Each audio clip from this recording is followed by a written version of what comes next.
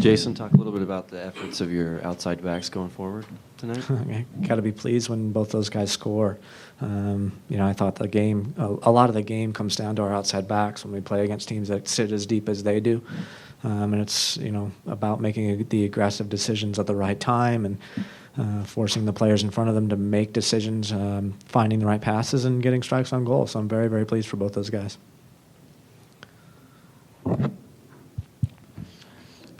First time in franchise history that Real Salt Lake has advanced to the semifinals. I know you don't like to look forward too much, but you're in the Final Four, a match away from the finale. Kind of put that into context, if you could.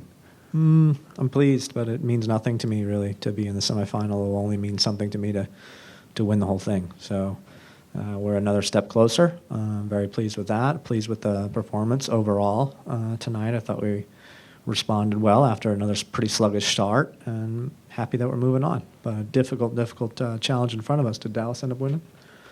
Portland 3-2. Wow. Okay. There we go. 3 times in August. Awesome.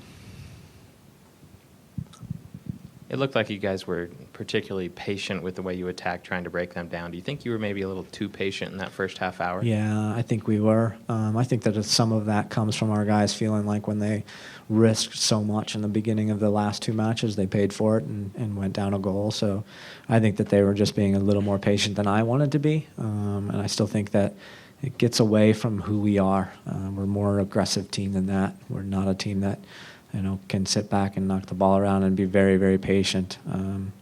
I just think, and it's not necessarily about what we're doing with the ball, it's just when we didn't have the ball, I felt like we were even a little too patient then. Just a little bit lackluster, a little bit lack of movement and aggression and closing that last yard down. Jason, earlier in the year, this team had to rely on Nick Raimondo to stay in games. Now, 2 straight shutouts with Raimondo and Saunders. What's changed defensively from the beginning of the year? I think that we said at the beginning that it was going to take some time. We had injuries at the beginning of the year.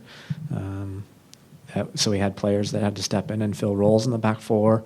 We played quite a few games, I think, where we didn't have any of the back four or a whole back four that hadn't played together, and then we have to shift it for the next game. And it takes time. It takes time together to have a good understanding, and it takes time together for the new players as well, Kari Stevensons of the world, Sebastian Velasquez of the world, to fit in, understand the system, and especially even from the forwards as well, exactly what their role is defensively. So I feel like we're in a pretty good spot right now with all that.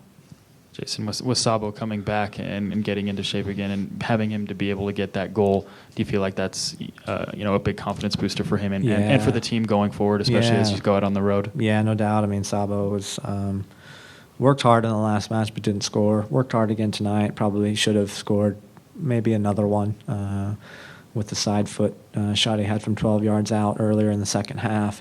And he's a guy that just thrives off confidence and momentum. So I thought it was really, really critical that he had a goal tonight. Unfortunately, he leaves tomorrow for Costa Rica. So maybe they can enjoy his momentum.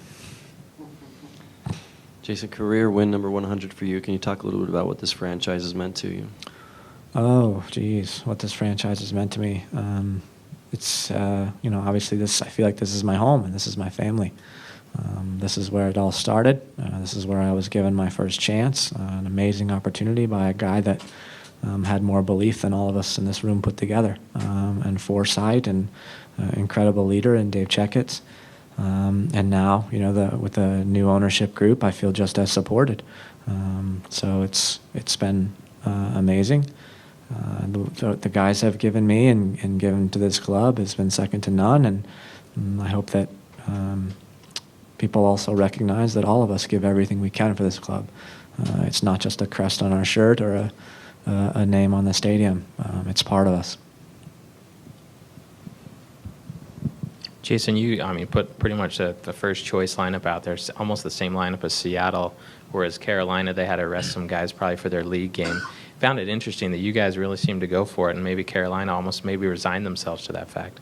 Yeah, I think so. I think that one of their players said yesterday, somewhere in the press, that the game on Saturday was more important than the game tonight. So I think that it's often the case that coaching staffs and players have to make decisions about where they're going to put all their eggs, and I think they put them all in for Saturday. So maybe that's a good thing for us. I don't know. I guess along those lines, you leave for Toronto tomorrow. put all your eggs in this basket. How realistically can we expect guys to be ready to go on such a short turnaround? Well, again, I mean, our ownership has made a big step for us to support us. They've stepped up and gotten us a charter flight tomorrow morning.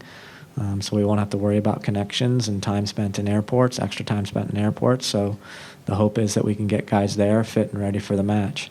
The real complicating factor is not the fact that this will be our third game in a week, because I think a lot of our guys have dealt very well with that.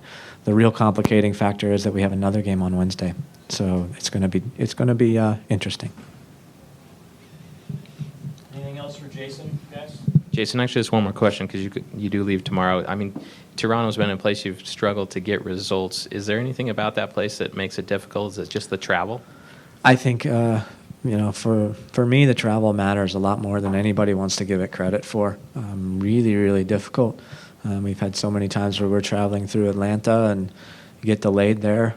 Summer months in Atlanta seems like there's more delays than on-time flights.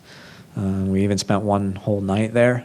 Had guys getting in at different times the day before the game and couldn't even hold a training session. So a lot of complications with going to those places that are so far. And other than that, I can't put my finger on it. I mean, I know we have a few spots where we just don't do well, and it seems like everybody wants to talk about them. Not me. I mean, we do pretty well in most places. So, and our record speaks for itself. I don't think I have to make apologies for why we can't win one place or another. Watch RSL take on Toronto on June 29th at noon on Utah's CW30.